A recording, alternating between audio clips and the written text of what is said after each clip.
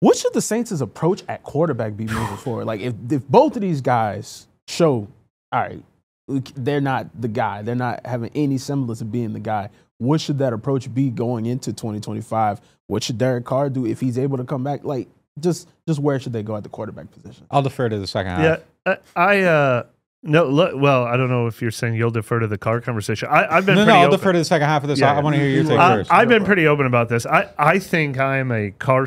I consider myself a Carr supporter, a Carr apologist, a Carr defender, whatever you want to say. I keep saying I think Carr is Russell Wilson, Baker Mayfield, Geno Smith, could even be a Jared Goff in an alternate reality where he's the one who got on that great Lions team with Ben Johnson. I think that's the class of quarterback that Derek Carr is. I think his salary matches the class that he is.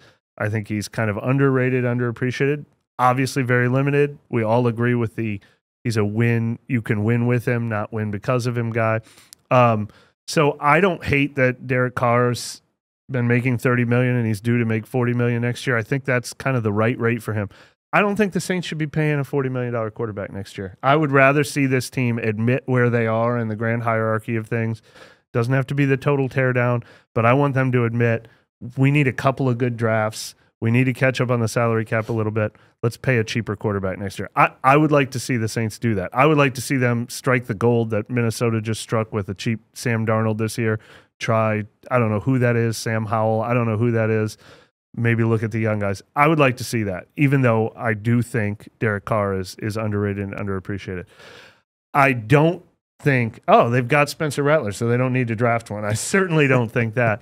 I haven't given up on Spencer Rattler's future yet. I think that sample size of throwing him into the mix with the beaten down offensive line, and then he was missing Olave for a couple games. I haven't given up on the possibility that, hey, maybe there's something there, but I'm still absolutely looking for the next one to draft. He is not my solidified future. Obviously not. I don't think I'd feel comfortable.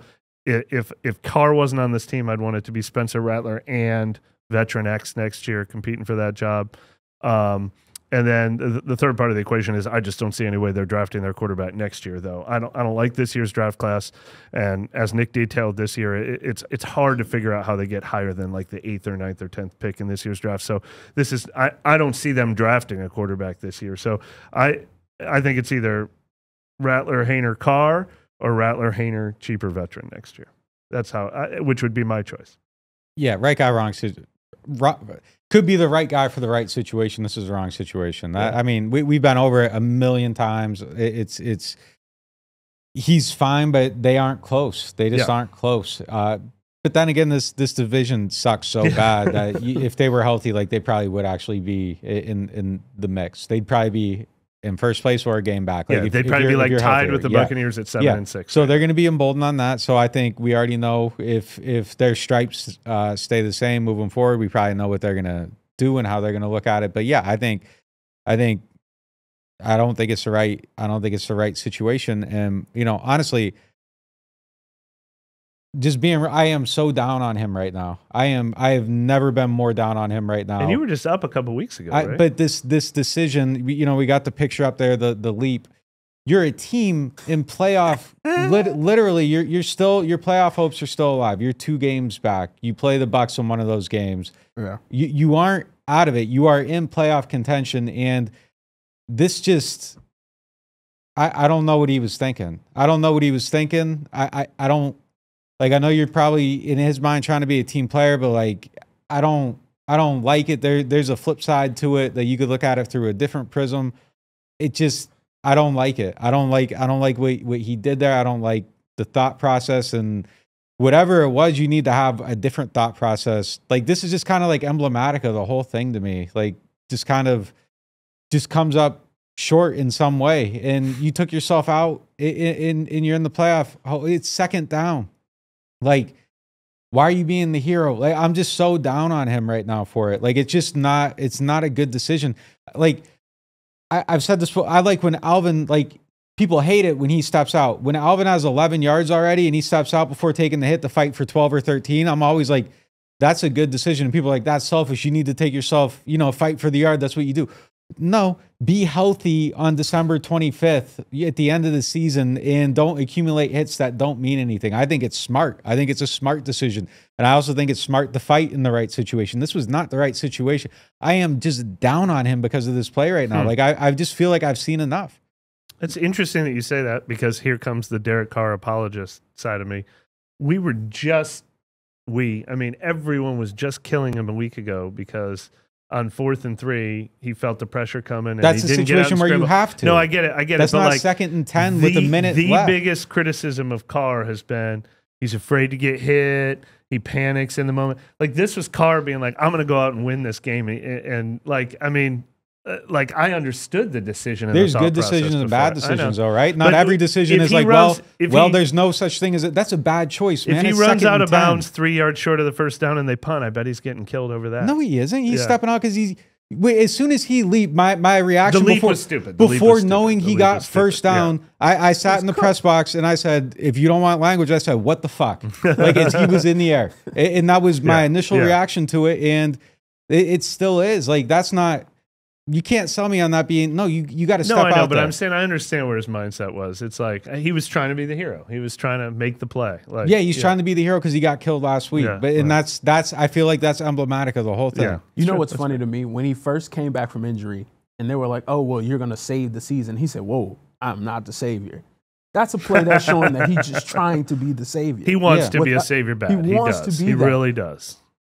And I think completely he screwed himself and the team over by making that decision. Now, granted, warrior decision, oh, yeah, I'm going to fight for my team, fight for the yards, fight for the season. But, bro, don't run out. If this is like The going back to time and a like, place, the time to take a hit, you step up in the pocket, you try to give Juwan an extra half a second to get open, and you risk injury there because there's not another down.